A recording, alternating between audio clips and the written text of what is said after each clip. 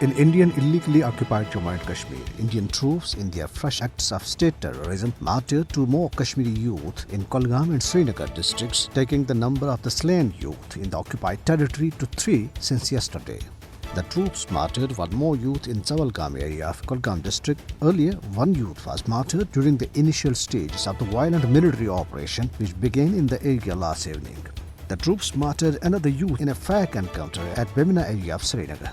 Military operations at both the places were going on till the last reports came in. The troops also conducted surprise search and frisking operation in Saraibala and its adjoining areas in Srinagar.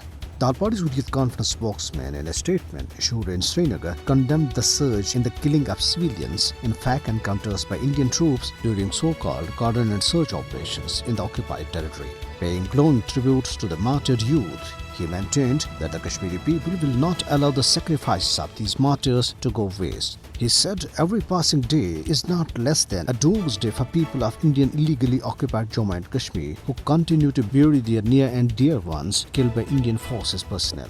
Meanwhile, the occupation authorities once again did not allow people to offer Jummah prayers at historic Jamia Masjid in Srinagar today. Anjumani Awqaf of Jamia Masjid in a statement said it is regrettable and reprehensible in all respects to impose restrictions only on the historic mosque under the guise of COVID-19 pandemic while all the places of worship in Indian illegally occupied Jammu and Kashmir are open. In order to further tighten the noose around the Kashmiris, Narendra Modi-led fascist Indian government has decided to redeploy the border security forces in Srinagar, Pulwama, Shopian, Islamabad, Ganderbal, Kulgam, Baramulla and other areas of the Kashmir Valley after a gap of 14 years. Reports said decision in this regard was taken during a high-level meeting convened by Indian Home Minister Amit Shah in October.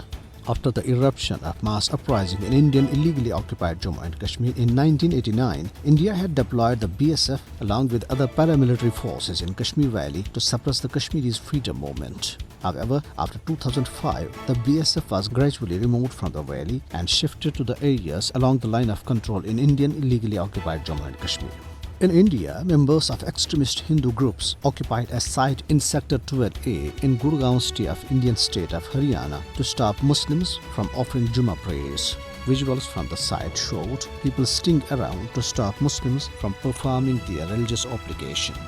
Despite several FIRs filed against him, the head priest of Dansa temple in Ghaziabad in Uttar Pradesh, Narsingh Anand Saraswati, remains free and continues to make provocative statements that include hate campaign against Islam and Muslims. In the latest video that surfaced on social media, the controversial priest aligned with BJP and RSS is seen spitting venom against world-renowned Islamic seminary Darul Uloom Deoband.